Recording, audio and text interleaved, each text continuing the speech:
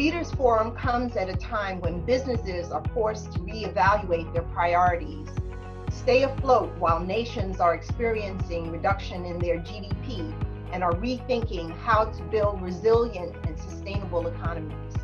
Our mandate is to have a coordinated response to avoid a scattered solution, a coordinated global response at the pandemic level, at the economic level, and at minimizing the damage. Last week, the African Union launched an African medical supplies platform to pool the procurement of essential health items.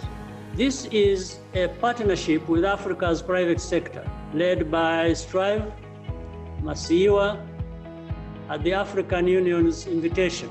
We welcome participation by the American private sector in this effort. The key thing we've done is we've tried to make sure we stayed open for business and continued providing critical inputs to the food sector. And what we've done is we've brought in partners to share the risk. We have seen in France and in Germany and in the United States, $500 billion to shore up the airlines in the United States, $11-12 billion to shore up Air France. Who is shoring up Kenya Airways and South African and Senegal Airlines and Cote d'Ivoire? We need the liquidity.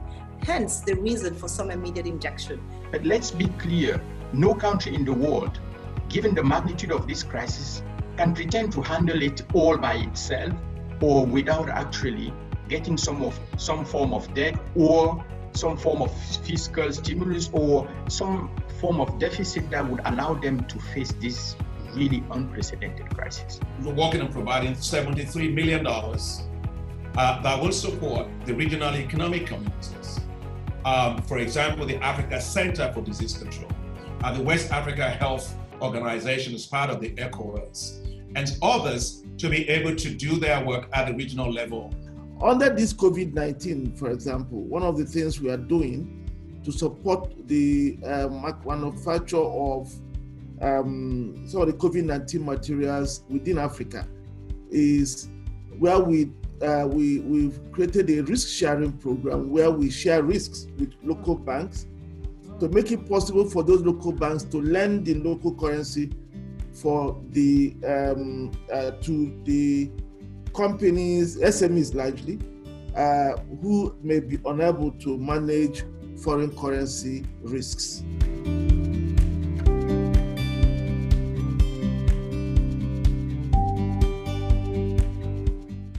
Estes acontecimentos oferecem imensas oportunidades de negócios e convidam os parceiros de negócios a tirarem pleno proveito do ambiente de investimento em Moçambique. É nossa estratégia conduzir o combate à pandemia, abrindo a economia, de modo a tornar sustentável a gestão da resposta à COVID-19. Prosper Africa is in our mind. We've got a very strong willingness from the US government today to really, whether it's through bilateral free trade agreements like the Kenya ones and the promises we're seeing. But other businesses are looking for working capital and other kinds of financing, trade finance, so that they can sustain their operations. And that's one of the things that the United States as a partner to Africa, I think, is bringing to the table here. I think it's important as we go forward that countries build some level of security around medical commodities and medical supplies. As it stands now, I think we are at the early stages of COVID-19 on the continent, and it's hard to actually tell how bad it is, simply because the data that we are getting is from a very, very small base of people that are being tested, and we need to be able to do more tests to be able to understand what we are actually facing as a continent.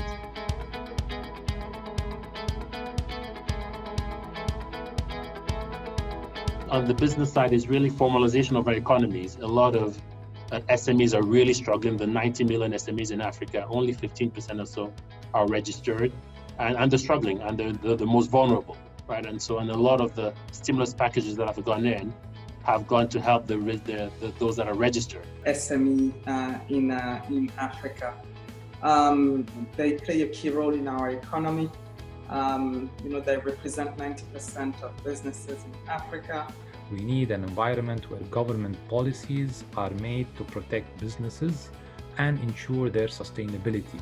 The Economic Sustainability Plan has as its main objectives the stimulation of the economy by preventing business collapse. I mean, the whole idea is that whatever businesses we have, we want to ensure that they continue to produce. This crisis has also changed the paradigm and triggered the need for a deep socio-economic reform in Africa and new development models, and more especially promote innovation and digitalization as a trigger of the growth in Africa. In the wake of COVID-19, USAID is building on existing partnerships to align with the new market realities.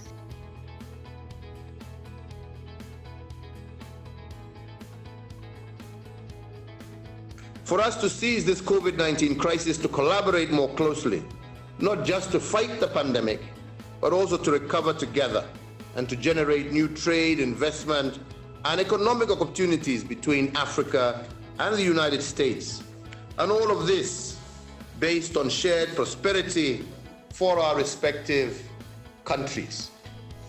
We've seized the opportunity that has emerged from this pandemic to enhance the capacity of our domestic private sector to produce many of our essential products, with the pharmaceutical and garment sectors in the lead. In Africa, this new normal has accelerated the pace of digitization in all aspects of life, how we communicate, how we work, and how we spend money.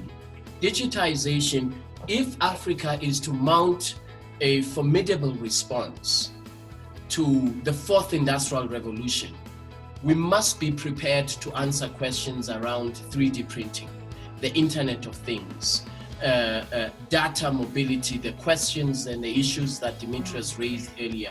We've got to confront these issues because for me, they are directly linked to Africa's industrial development. Infrastructure is really a foundation for growth, and Africa needs infrastructure, has so many opportunities for it. Trade is critical to provide the needs and means to build that infrastructure. Let me start by thanking Flory and the CCA team for putting on this amazing program over the past week. I know many of you have participated throughout the week, and you will agree it's been extraordinary.